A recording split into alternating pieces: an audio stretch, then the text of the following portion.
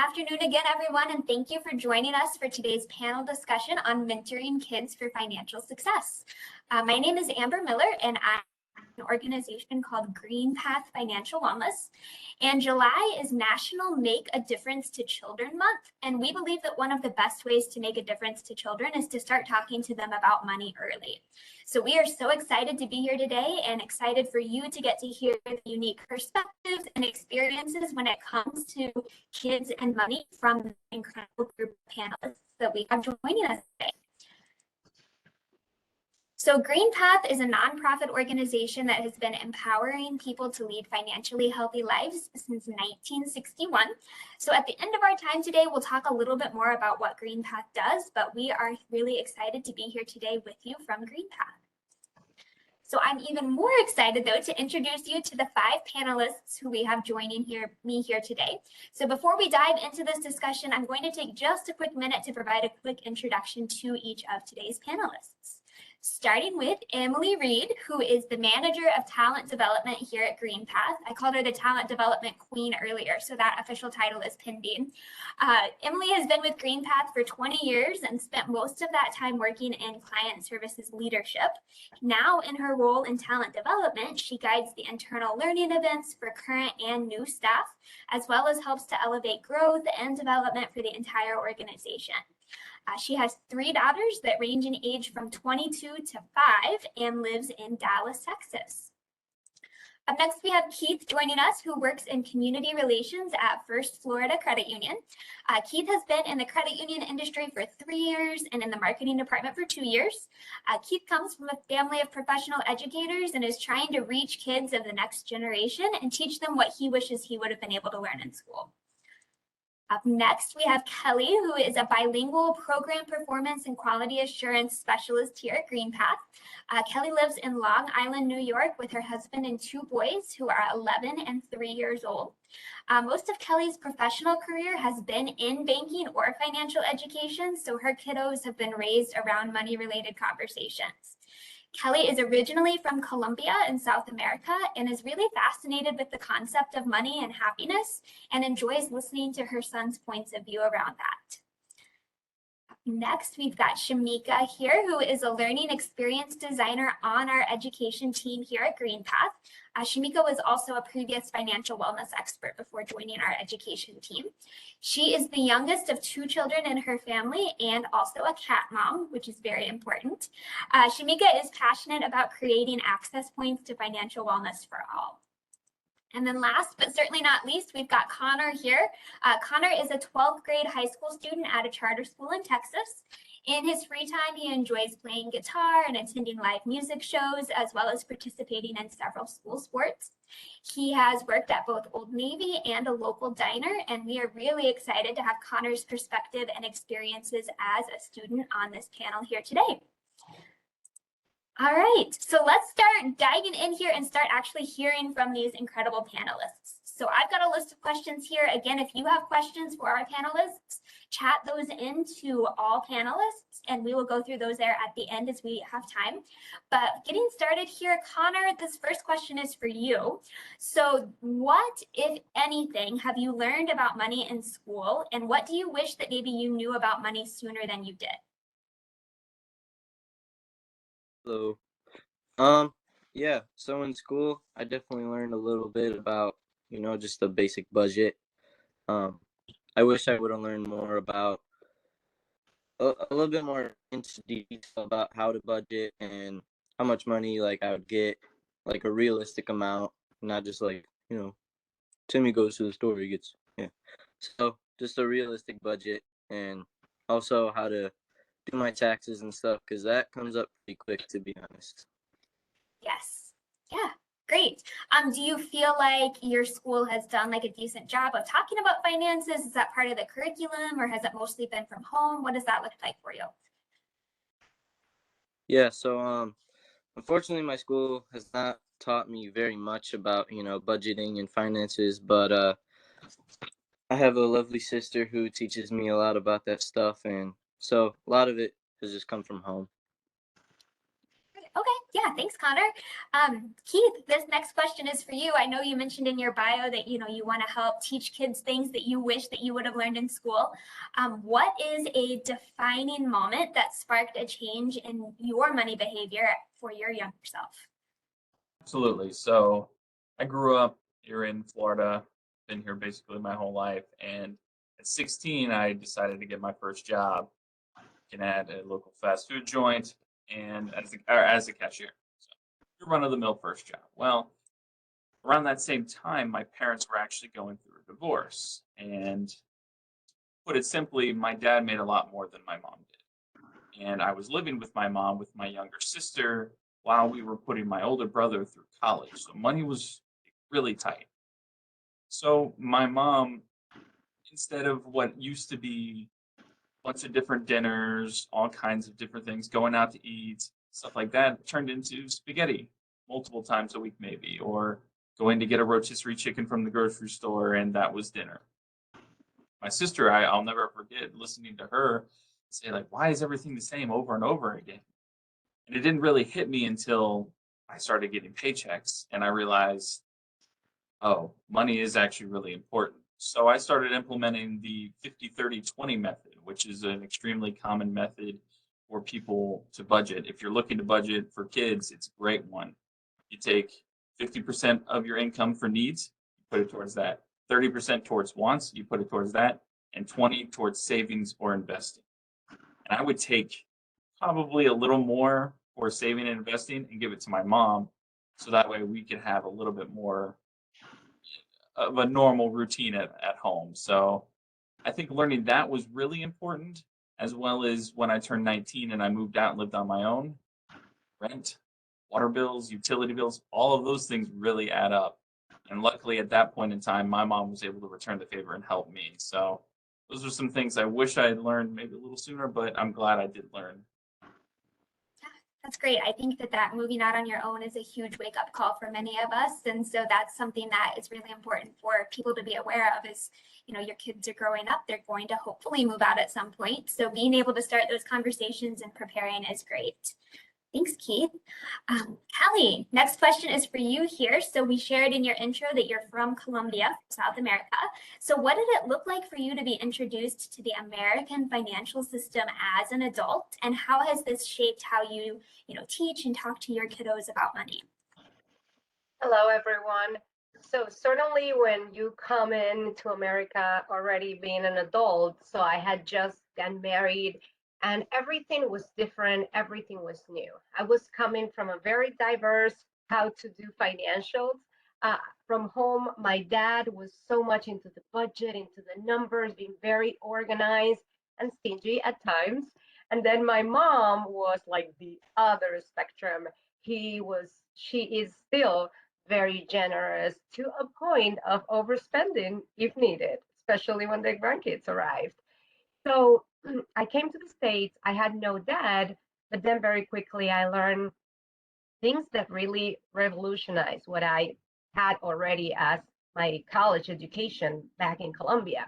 So, how is it that someone without any debt cannot get a credit card, but someone that already has a bunch of debt can get a credit card in 5 seconds? How is it that people spend 30 years paying for a house when I came and my dad, being just like a middle class employee, was able to pay for our family house in 7 years? And then I also wonder, I noticed that people will work a lot on Sundays. And I guess from, back home, the culture is like, Sundays are like for enjoyment, for church, hanging out, family. But here, it's like, everything was open and so much materialism going on. Malls were packed. And then I wonder, at what time do these people get to enjoy what they are buying if they are so busy all the time? So all those concepts starts to like really get into me. And I have a wonderful husband that I was able to like have these conversations with. And we started to be aware, hey, this is very different of how I'm used to do things. Let's just take it easy because it seems like it can get crazy pretty quickly. And that definitely shaped the way how we have been, teaching and having conversations about money with our boys. Great. Thank you, Kelly. Shamika, up next question for you. So, for whatever reason, there are a lot of households across the country that are what are considered underbanked. So lack of access to financial institutions, banks, credit unions for a variety of different reasons. And I know that you've shared that you grew up in a household that would fall within that category. So what did that look like for you, and how has that impacted your relationship, what you've learned about money as a young person? Yeah, absolutely. So for a little bit more context, so my parents, similar to Kelly, my parents are from Venezuela. So they were also trying to navigate the American financial system, and didn't really quite understand it and had a lot of challenges with that. So growing up in an underbanked household, for me, I associated money with a lot of anxious feelings, a lot of stress. So definitely I had a little bit of a fear of money growing up. And now as an adult and being working at GreenPath and having a lot more exposure, I was able to, of course, navigate the financial system myself and make better choices, and of course, assist my parents in their journey with that as well. Great. Was that a smooth process for you, or was that a little bit of a bumpy road? If you don't mind just kind of elaborating on what that looked like. Yeah, so it was definitely a little bit of a bumpy road. So I did not have any prior knowledge of like things like credit or the importance of credit or how to use it responsibly. So definitely when I was younger, got into a little bit of trouble with that. Wasn't really sure how to manage my bank account. Overdrafted a few times. So it all has been a learning experience for me, especially since that financial education, I didn't necessarily have the most of it when I was growing up. Yeah, thanks, Shamika. Emily, next question for you. We talked about in your intro, you've got a 22-year-old daughter and a 5-year-old daughter. So what have you learned from parenting your oldest daughter that has maybe led to you doing things differently with your younger children when it comes to money and finances? That's a great question. One thing, my oldest is, I was young when I had my first daughter, and I was working at GreenPath, so she's known nothing but me working here pretty much her whole life. But still, there was just like, I knew how to manage money as an adult, but then teaching kids was different, and I wasn't, it just didn't really wasn't intuitive for me to know exactly what to do or when to do it. And, and she was growing up in the early 2000s. So, the landscape was a little bit different too. But one thing that I recognized as a point that especially with my middle daughter, who's almost 13, is that I didn't give my oldest access to like a debit card or banking really until she was almost graduated from high school. And it now looking at it with my middle daughter, that's one of the first things I'm going to do for her when she turns 13 is give her access to, USAA's banking app. They have a kids portion, give her access to a debit card so she can start to navigate that. She knows how to handle cash and those sorts of things, but understanding, the banking system is something that I want to help her start sooner than what my older daughter had access to. Great, thanks, Emily. Kelly, back to you here. So thinking about your kiddos again, a 3-year-old and a 10-year-old son, what money lessons have you started teaching your children, and when and how did you start doing so? Well, one of the things that I was able to learn from many years ago being in the banking and financial system, I learned the power of the 3 S's. So there is an S for spend, there is an S for share, and there is an S for save. So once we as adults are able to manage those 3 buckets, then we get to a healthier financial life. So we started with this kind of a little game with the kids, how are you doing with your 3 S's and things like that. And then we started with birthday money. So they will get, $20 from the aunt or $10 or $50, whatever it was. So number one, we would remind you, we have to share. As a family, we believe in the power of generosity and paying back, especially when you either earn it, well, thank God you had the health to earn it, or if you receive it as a gift, why not paying it back? And we have told them, so they don't get attached to money. They understand that money is not the ultimate goal. Money is just a source, how you are going to be able to get things that actually matter the most. Um, and then, of course, when it comes to spend, then we tell them, okay, so this is the amount of money you're going to spend. Sometimes, back in the day when dollar store was $1, here in New York now we are, of course, $1.25. I would give him a $5 bill, and I would say, okay, so this is your $5 bill. Um, Now you get to pick 5 things. Mommy's gonna be generous to cover taxes for you, but you get to pick 5 things, and that's your budget, and you need to stick to it, and things like that. Or sometimes we will go kind of, window shopping, maybe 2 months before his birthday, and of course I'm talking about the oldest one now, and then he will find a prize, and he would see, oh, I like this or the other, especially on the video game side of things, that it's not like a super affordable. And then one day we caught him in Amazon online. And then he's like, look, this is on sale. And yeah, we found it in this other store, $10 more. And this is $10 cheaper. And then at that time, we're like, oh, so he notices that we bought, we buy things there as well. So, it's all about really letting them know, little by little, you're going to start getting money into your hands. But make sure you don't spend it all. You don't need to save it all, so you never get to enjoy the fruit of, your work. But then you also get to share with other people. So the 3S's are kind of something that goes along the Figueroa's household. Yeah, I love that. And I think that's so important. Like, you don't have to spend it all, but you also don't have to save it all. That's something that I think Correct. when I was counseling here at GreenPath, talking about budgets, like I would tell people, you don't have to not ever do anything fun to be on a budget. A budget just means that you know where your money is going. It's going where you want it to go. It's helping you reach your goals. And it's absolutely okay to do fun and spend and enjoy that money that you're working for. So I love that you're talking to your little ones about that and starting to instill them in that already as well. Perfect. Emily, back to you here real quick. What financial things have you assumed that your children knew, and how did you find out that they maybe did not know those things? Oh, there's been a lot of things, and really simple. And those of you that are parents may resonate.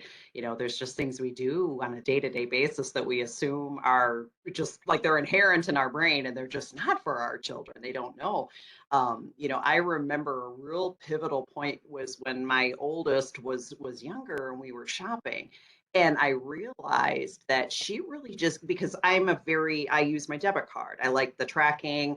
I like the ability to have the organization on the back end with my bank, and I've always used debit cards. I've never been much of a cash person, and so she just had no connection that there was actual dollars associated with swiping that little piece of plastic. And I remember she was young, maybe 5, 6, 7, 8, something around that line. There was something that she wanted, a piece of clothing that was terribly expensive, especially for a 7 or 8-year-old little girl who's gonna, number one, outgrow it or destroy it in 2 months. Terribly overpriced for what it was. And I was like having this conversation with her, and she just was like, but you know, but you have that card, and it was just, and I remember, like, as a young mother too, just, you know, both myself kind of befuddled, and then it was a significant aha moment for me. Again, as a very young, early 20s mother, and I realized she just doesn't understand the concept of what this actually is.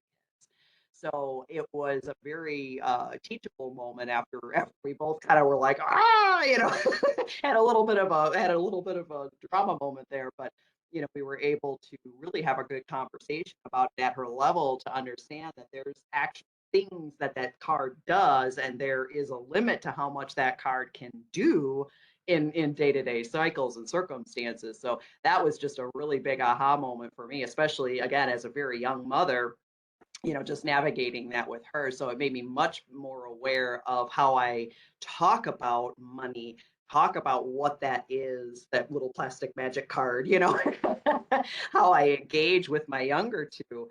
to set them up for success. So they have a little bit better concept than my poor little, 7 or 8-year-old oldest had at that point. She just had absolutely zero concept that card represented dollars in an account. So that was a big aha moment for me. Perfect. Connor, back to you here. What money mistakes have you experienced? What does that look like for you? Or do you mind sharing a couple examples there that you have dealt with? Yeah, so kind of like what Emily said about swiping the card and not really seeing what you're swiping. That was definitely an issue for me. Like when I first got my debit card, just swipe, swipe, swipe. Oh yeah, and then you don't really see how much you're losing, and so that was a bit of a mistake for me. And then I'd look at my account, and I only have like $5. Like, oh, how did? So yeah, that's pretty much it. Great. All right. Keith, I know you have shared with us when we met before, you have several educators in your life. I think you said your mom, your sister, your girlfriend. You also work with educators in your role at the credit union. So you are around educators, teachers, kind of all the time. So the educators that you work with, what do they see as gaps that would be helpful for parents to reinforce outside of school? And what can parents do practically to really help bridge some of those gaps? Absolutely. Well, I have to piggyback off of Emily as well. I used to think checks were magic too. Write a check. Oh, I can just put any money or dollar amount there. It doesn't matter. But no. Realistically, though, I have one teacher friend that has spoken this one immensely. This goes off of kind of what Kelly and Emily were saying. It's just talk to your kids. Talk to them about money in general. In schools, you learn basic things. I remember maybe first or second grade, you learned how to count with coins. That's cool, but let the kids actually have those coins. So I think it's just really putting things into their hands. These teachers talk to these kids and they don't know even the basics of dollars versus cards versus checks versus, there's so many different ways that money is accessible, and that goes from all grades. I interact with teachers from kindergarten all the way up to 12th grade, and there are 12th graders that don't know how to write a check. Maybe not the most important thing anymore. It is kind of a dying thing, but it is a good skill to have. And then there's young kids that don't know the value of a dollar. So I think parents just really need to come up with, like Kelly said, like a savings and sharing plan, or when they want something, have them buy it. Put the money in their hands, have them give it to the cashier or whomever, and let them act it out, because kids are naturally inquisitive. So if you are putting it in their hand, they're going to ask more questions and you can teach them more. So that way, maybe they won't be as confused later down the road. They'll already have the answers. So I think just really putting it in the kid's hand and trying to have them go along with you in any purchases. That way they learn really the value of money from gaining it or losing it. Perfect. Thanks, Keith. You're telling that, and like this image pops into my mind of little 5-year-old Amber at McDonald's with my grandparents and my grandpa giving me the money to go up to order, and shy little Amber hated that. But I see now as an adult that was something that was, really a good thing that, my parents were instilling and teaching. So yeah, great examples. Thank you, Keith. Shamika, how might those who have had little or no experience with a financial institution, whether it's due to lack of access or lack of trust or a variety of these reasons that we've talked about, how might people who have had that lack of access talk about financial systems with their children?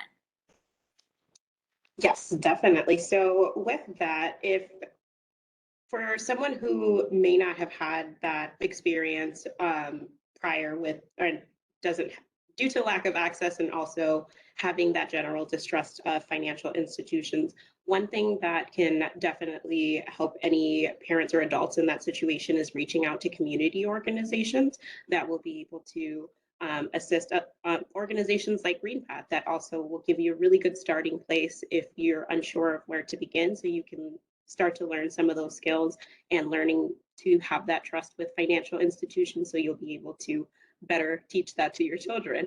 Or if you're in a situation like me where you had to kind of learn on your own, what I would do in the future to prepare my children is definitely letting them know that sometimes there can be that general fear and anxiety and distrust when it comes to money and financial institutions. But it's not as intimidating as you think it is, especially if you have a good start. So definitely wanting to instill that trust from the beginning and letting them know that these institutions are going to be able to assist you with your financial needs as long as you are able to manage your money effectively. And it gets easier as you go on. Great, thank you. Connor, back to you here. What do you feel like your money mindset is? Yeah, so my money mindset. Yeah. Basically, I get my money and I like to save a lot. I mean, I think it's important, especially at my age. There's a lot of things that I have to be saving for, like, insurance, car, college funds, all that stuff. So yeah, I think it's important to have a good mindset of saving, and I can spend a little bit, but I think my sole focus should be saving right now, just as like a good mindset. Fair enough. Do you think that there's anything different that, 8-year-old Connor could have been taught about money differently that would maybe make 18-year-old Connor's money situation or money mindset look different? Yeah, so obviously when I was little, I would get money, spend it right away. Just like instant gratification, get it, spend it, all that good stuff. When I was little, I wish someone maybe would have told me the importance of saving and like how valuable later in life. And obviously maybe an 8-year-old won't grasp that, but you can say it in a way that would make sense. Fair enough. All right. Well, this last question that we have here for our panel questions, and then we're going to go through questions that have been coming in from the audience. So if you have something, please do put that in the chat. But this last question is for everyone to answer here. So we'll just kind of go across the screen. But to wrap up here, I would love to hear, from each of your experiences, your perspectives, what is the most important thing that you think adults should be teaching kids about money? And Keith, you're first on my screen, so let's start with you here. Boy, the pressure's on. I think maybe it's not so much of a lesson, but an action. I really think that parents should be opening an account for their children as soon as they can. I think really most financial institutions, I can't think of one that doesn't, they have accounts for any age. For example, me at First Florida Credit Union, we have our Sand Dollar Savings Club, specifically designed for kids 12 and under, give them that kind of feel for what it's like to have an account. If they, for me, I collected coins as a kid. I always found them on the street, put them in my pocket, put them in my piggy bank. We've got a coin machine. They can come and deposit their coins. They can see their account on that piece of paper when they get their receipt on that deposit. Stuff like that is super simple. And then they can graduate to our student account. Our student account is for 13 to 22. That way, when they're getting their first job, they already have an account. They don't have to worry about, oh, my job's making me have an account. I've already got one. It's easy peasy lemon squeezy. Open an account as young as you can. Help them use that account, and then they'll learn from there. Great. I love that. Thanks, Keith. Emily, what about you? What do you think is the most important thing that adults should be teaching kids about money? I think the most important thing kind of is really like that intentionality around the small things. I loved your example, Amber, that you had about like having to go up to the cash register at McDonald's with, the $10 bill and paying for the meal. Small things like that you might, as an adult, you're just going to go up there and swipe your card or pay through the app. But if you put yourself a little bit, take a pause and you notice and you make a different decision about how you might handle those interactions as you've got younger kids, the intentionality behind those small little decisions that you make every day. It doesn't, with kids especially, it doesn't need to be like a formal sit down, we're going to have a conversation about money today. That's not how we learn. I'm in learning development for adults, but even for kids, they need that practical application. They're not going to hear, like Connor said, even like it needs to make sense. And for an 8-year-old kiddo, sitting down and having a conversation about a savings account and how important it is, they're just, woo, it's going to go right over their heads. So intentional application of those practical small lessons that you can include in your everyday activities, like going to McDonald's and giving your kid a cash, even if it's just giving them your debit card, so they have that like understanding that there's an amount and there's a total. So for me, I think it's just being intentional about the day-to-day things that are going on in your world and how money interacts and how they need to interact with those things as it relates to the cost of goods and the cost of services and understanding those items. Perfect. Thank you. Shamika, how about you? What do you think is most important thing that could be taught? A couple of things. So I think first, not to be afraid of money, because it definitely is something that can be intimidating. It can be scary. It can produce a lot of negative feelings, but definitely starting out with laying the groundwork that don't be afraid where you are able to navigate it in the best way possible. And also savings, the importance of savings. I think that's something that at any age kids can be taught, and it's a really good lifelong skill to have, especially when it comes to budgeting, knowing that you will be able to live within your means because you already have a certain portion set aside for savings. So emergencies, things like that, definitely encourage setting up savings and teaching how important that is for your financial future. Perfect. Thank you, Shamika. Kelly, how about you? Well, I would say that no matter the age, really letting them know that money is not granted. I feel like in the society, in the country that we get the lesson to live in, thank God we have the availability to provide to our kids, with a fair amount, I'm going to say easiness, for lack of a better word, compared to many other countries around. And it's important that they could understand there is time and there is effort involved in every single thing that we enjoy. The car where I take you to school, the house where you get to live, the clothes. So it's not like, oh, today I want a new pair of shoes, today I get it. No, if you need it, then let's talk about it. Let's include it in the budget. We will continue as a family to work so that the money can come because it's a reward for your work. And then we get to allocate that money. So they don't feel like there is always going to be these, unending fountain of money in your pocket, or like, we were sharing in that little magic card, right? I would say that for the kids, but if I may, something that I share all the time with clients or friends, and this is more for the parents. I think the worst thing that we can do is letting our kids believe a fake reality. So when we expose them to things that are taking us 10 years to pay back, when we, simply want to like fulfill other gaps with material things that we cannot even afford, then once things like pandemic happens and then so many people losing their jobs, their sources of income, then it's like depression comes because my dad cannot buy me like the brand new sneakers that came out.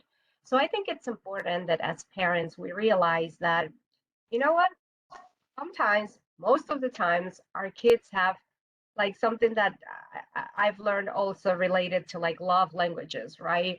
And many times it's us that we are the ones that want to like buy these really expensive things. Sometimes they just want you to take a day off and spend the day with them, take them to the movies or even to McDonald's. Like my 3-year-old, like all fancy restaurants are out of the list. He wants that Happy Meal badly. Or just the time, the ice cream, when the ice cream truck comes around and not, we are just so busy getting the money, we're losing the point of what money is really for. So I guess, really talking to our kids, finding out what is it that really fulfills them. And in many cases, it's not going to be money. Great. Thank you, Kelly. I love that. Connor, last one here. What would you say from your perspective, your experience is the most thing that adults should be teaching kids about money? Yeah, so from my personal experience, one thing that I've gathered over the years is money is a lot easier to spend than receive and make. So, you know, you get $10 when you're a kid, spend it in an instant, and then you're disappointed that the $10 is gone. So I think the importance of saving can come in, saving five, spending five, so then the next time you get money, you'll have $15 rather than just 10. So, yeah. Great. Perfect. All right. Well, thank you everyone for, participating in this important conversation. You all have had such great perspectives, experiences to share, and I hope that it's been helpful for the people who have been joining us just to listen in and hear some of this. If you are joining us and you're in a spot where you're like, this all sounds great, but I feel like I need some guidance on my financial situation before I start talking to my kids about what's going on with our finances, I want you all to know that you are invited to reach out to GreenPath for a free confidential financial assessment. So GreenPath is a nonprofit organization, and our mission is to empower people to lead financially healthy lives. And we know that that means something different to everyone and looks different to everybody. So we offer free credit report and budget reviews, a variety of housing counseling, student loan counseling, and options to pay off debt. So our caring certified financial wellness experts are really here to just help you understand your financial situation with clarity, navigate what options make sense to help you reach your goals, and then work with you to create an action plan that is unique to your situation and goals.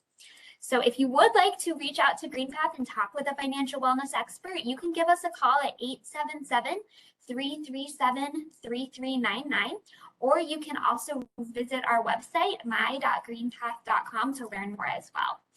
So before we wrap up today, we've got about 10 minutes or so left in our time. We want to get to your questions. I saw several popping through that are all amazing. My teammate Dawn here has been collecting those questions. What do we have for our panel today, Dawn?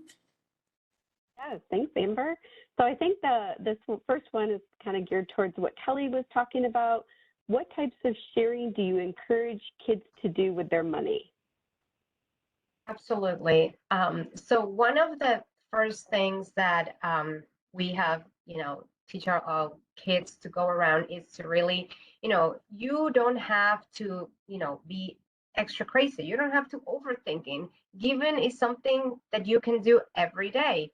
You can give to your church or to the charity that you prefer, or you can buy an ice cream for a complete stranger that maybe you saw and maybe, needed it.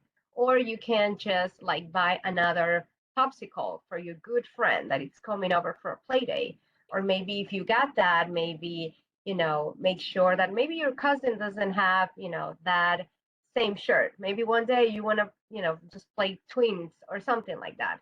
The whole point is that they start, disconnecting from this desperate need of owning the money just for themselves, right? It's almost like a selfish thing. This is for me and for my own needs.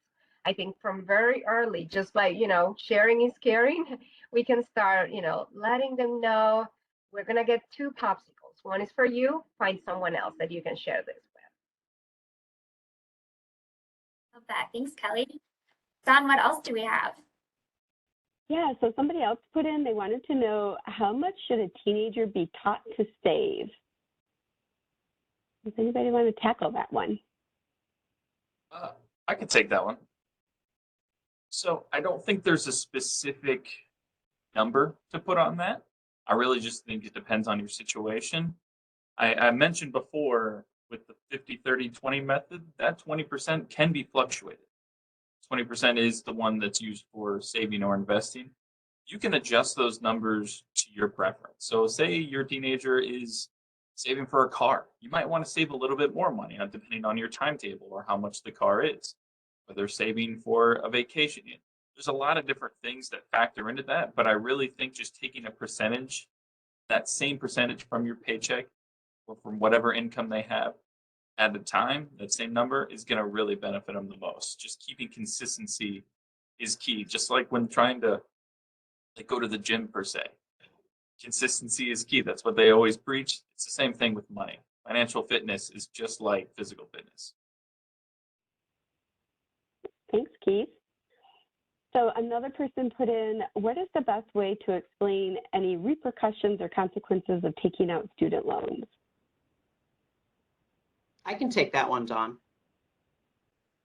Thanks, Dawn. As I, having that conversation with my oldest when she was at the point in her college career where she needed to take out loans, and she thankfully cognitively was old enough to have more of a sit down conversation about it at that point. So, we really just kind of sat down and went through exactly what they are, how they work. And again, thinking of not just like the student loan as like the focal point, but also thinking about, kind of to what Connor had mentioned earlier too, like what is your anticipated income going to look like upon graduation? And how does this fit in to your budget and your debt? And what are your options once you do graduate? So it wasn't necessarily a conversation that was strictly focused on student loans, because actually I remember when we first started having these conversations, because of the work that I do, one of the things I wasn't aware that she was just had a kind of a perception in her head that all debt is bad, because I have spent almost my whole life helping people get out of debt. She just inherently had this understanding that all debt is bad.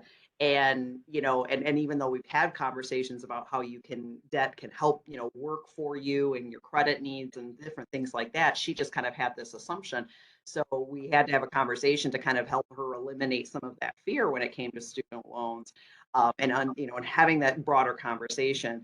The one great thing is that when new students that are taking out student loan debt kind of have like a mini, like I wouldn't call it like anything elaborate, but there is like a mini introduction to student loans that they typically are required to review. So we actually sat down together and went through that so I could help to answer questions she had about it, because we were at that point where, I was at the point where I knew enough from my own history working with GreenPath that I was not going to take out debt for her education. That was not a decision that I was going to make. If she was going to go to school and wanting to incur debt to accomplish that goal, that was her decision. And I was not going to take out parent loans to support that. So it was a very significant conversation for her to understand this is your responsibility, and really kind of doing as best as we could to future forecast what her reality would look like upon graduation, and really kind of sharing how important it is to pay those back, and also addressing like options to avoid having repercussions or consequences of student loan debt down the road by just not paying them. Great, thanks, Emily. Also, for that person who asked that question, a great resource is to go to studentaid.gov, and you can learn a lot of information that you can hopefully translate back to your future student. So the next question is, this person said their daughter is 16 years old and she's receiving offers for a credit card to build credit. Should I allow her to get a credit card at this age?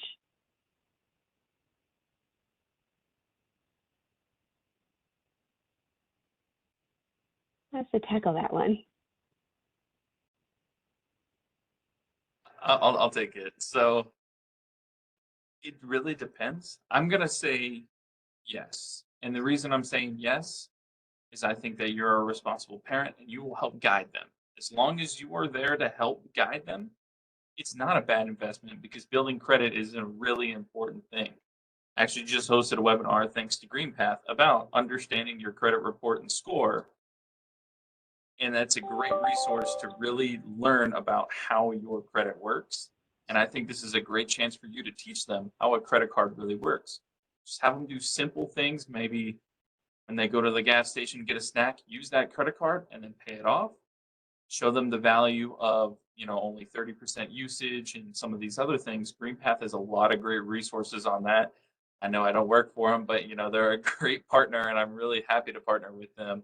But I really think it could be a very good thing as long as you're there to kind of hold their hand along the way. We support that message, Keith.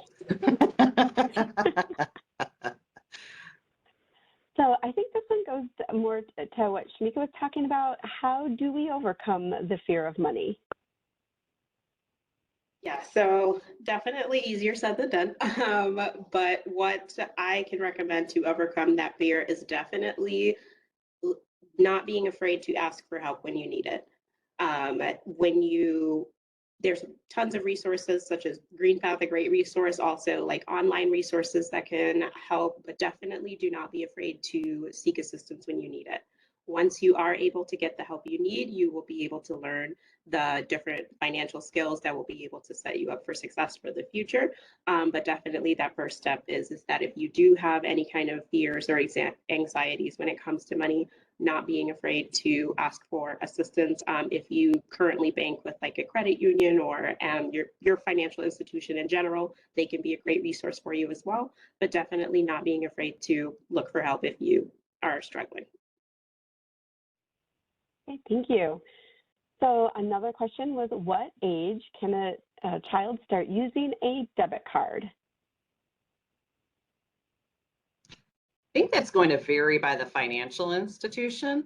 Especially for a debit card in their name. I would say, and Keith, you can correct me if I'm wrong, but I would think that most financial institutions have about that 13 is about the solid number there.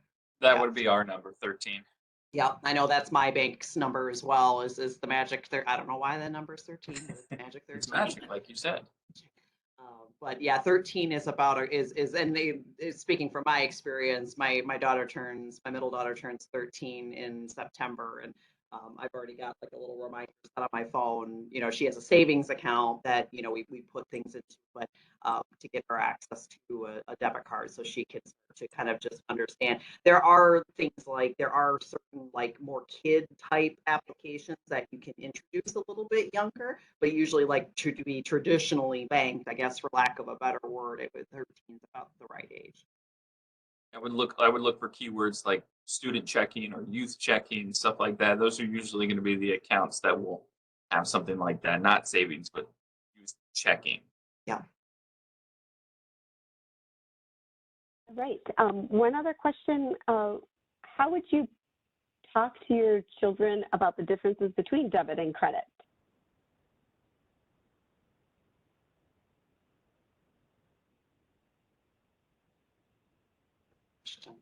You guys want me to tackle it? Everybody's smiling at me. Okay.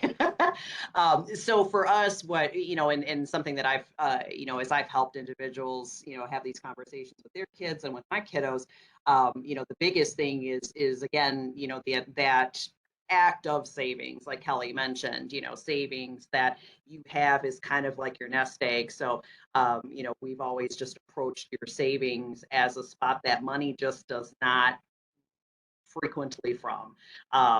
With my oldest, when she had her savings account, she just, when she was still, because there's a point where you kind of got to give your kids a little bit of freedom to like figure things out on their own. And that's kind of what we had done. And her savings account had with like transactional limits, and she exceeded it. And she's like, why am I getting these fees? Why is this thing blah, blah, blah, blah, blah? And so for her, it was a reminder that you're limited to a number of transactions that occur in that savings because the intent is to put money in it and not very frequently pull it out, versus your debit card, where that is a very fluid money's in, money's out type of an account that you're utilizing for your day-to-day things that you do, food, gas, whatever that might be. So that was kind of how we explained it was, your debit card, your checking accounts were typically more things where you were having a lot more activity in and out, versus your savings accounts where the predominant focus was money going into them and not necessarily leaving them, hopefully, very frequently.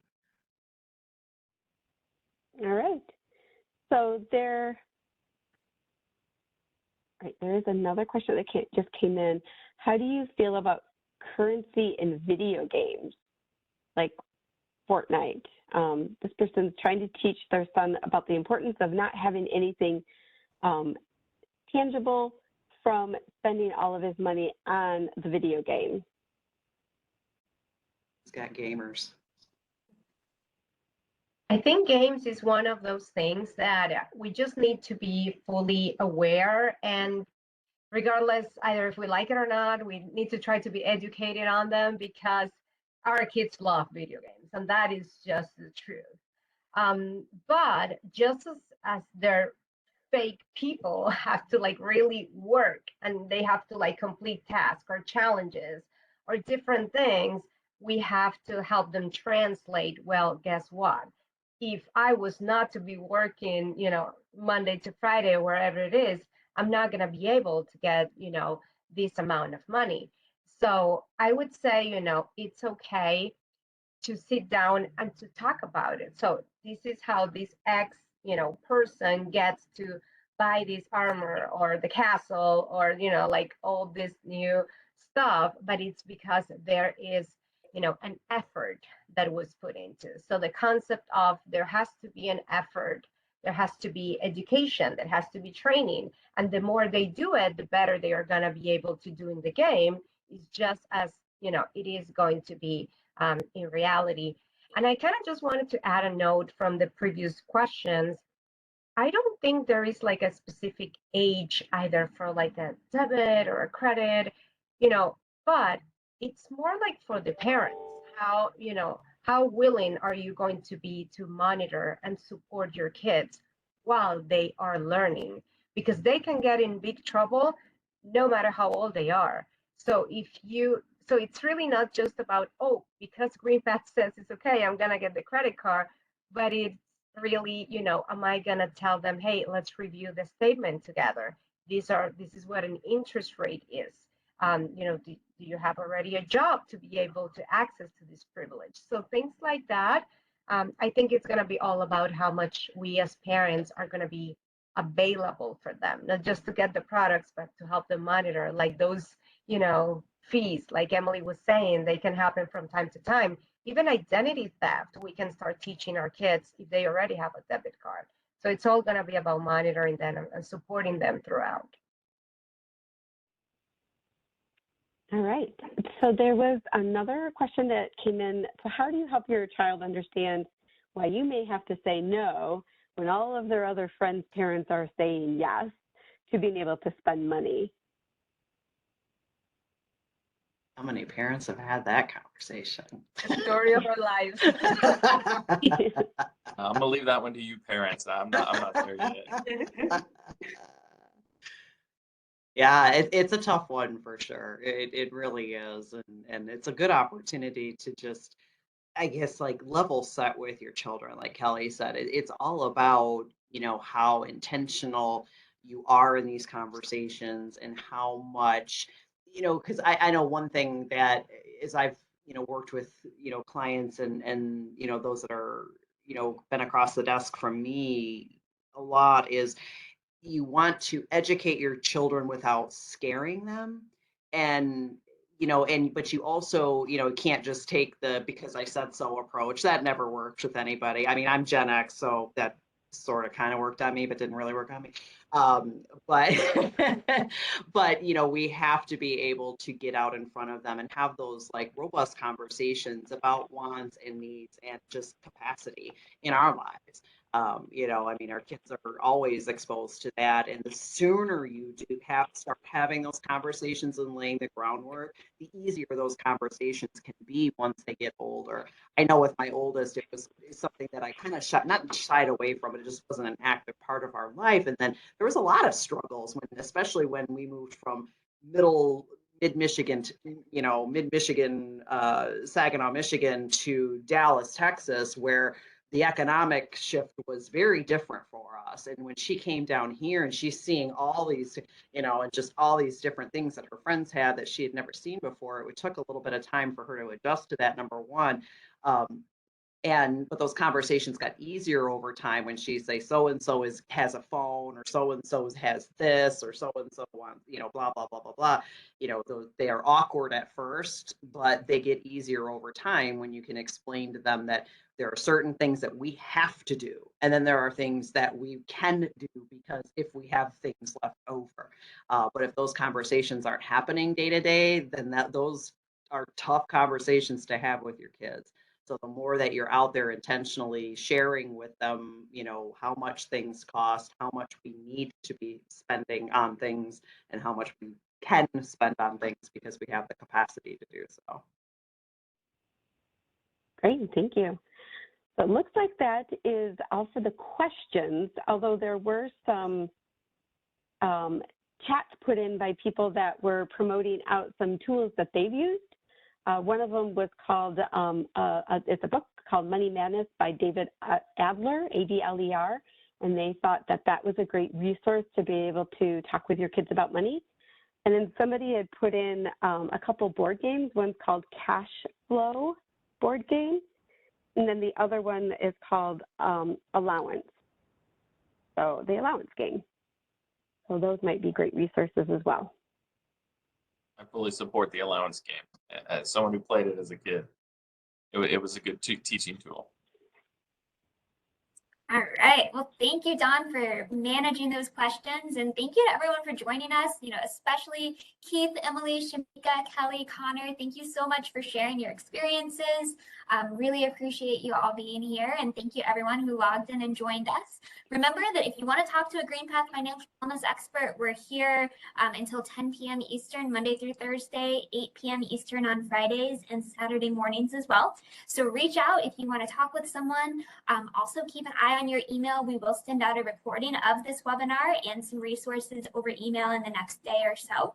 And I hope that you all have a great afternoon.